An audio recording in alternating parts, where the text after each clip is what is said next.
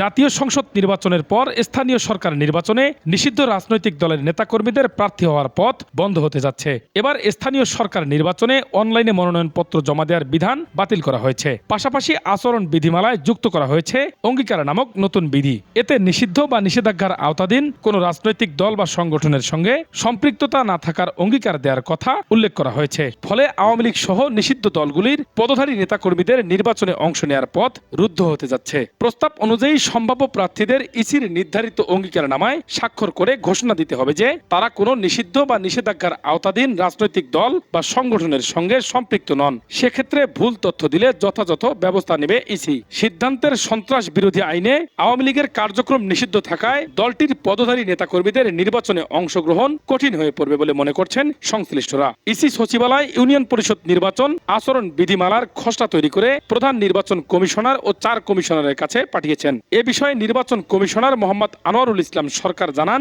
অঙ্গীকারনামা জমা দেওয়ার বিধান রাখার বিষয়ে কমিশন ইতিবাচক। আওয়ামী লীগকে লক্ষ্য করে এ বিধান যুক্ত করা হচ্ছে কিনা এমন প্রশ্নের জবাবে তিনি বলেন, কোন দল বা সংগঠনকে সামনে রেখে এটি হচ্ছে না, বরং দেশের বিদ্যমান অন্যান্য আইন বিবেচনায় করা হচ্ছে বিষয়টি। খসড়ায় উপজেলা পরিষদ চেয়ারম্যান, ভাইস চেয়ারম্যান এবং পৌরসভার মেয়রদের সরকারি সুবিধাভোগী অতি গুরুত্বপূর্ণ ব্যক্তিদের তালিকায় যুক্ত করার প্রস্তাব করা হয়েছে। ফলে তারা মন্ত্রী, এমপি ও সিটি মেয়রদের মতো ইউনিয়ন পরিষদ নির্বাচনের প্রচার কার্যক্রমে অংশ নিতে পারবেন না। এদিকে স্থানীয় সরকার নির্বাচন নির্দলীয় প্রতীকে আয়োজনের আইন পাশ হওয়ায় আচরণ বিধিমালা থেকে রাজনৈতিক দল সংক্রান্ত বেশ কিছু ধারা বাদ দেওয়ার প্রস্তাব করা হয়েছে। রাজনৈতিক দলগুলোর উপর ইসির নিয়ন্ত্রণ কমে যেতে পারে বলে আশঙ্কা প্রকাশ করেছেন নির্বাচন বিশেষজ্ঞরা। তাদের মতে নির্দলীয় নির্বাচন হলেও দলীয় প্রভাব থেকেই যায়। আরো রয়েছে কাগজের পোস্টার ও প্রচারণা সামগ্রী নিষিদ্ধ করা, ব্যানার ফেস্টুনে রাজনৈতিক নেতাদের ছবি ব্যবহার বন্ধ করা এবং সামাজিক যোগাযোগ মাধ্যম ও এআই ব্যবহার করে প্রচারণার ক্ষেত্র তৈরি করা। এক্ষেত্রে বিলবোর্ডের মাধ্যমে প্রচার চালাতে পারেন প্রার্থীরা। সেক্ষেত্রে একটি ওয়ার্ডে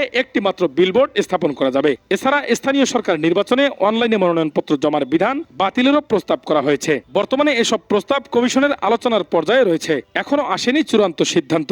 Ariful Islam, Arif, desk news, news live, Lalmoni.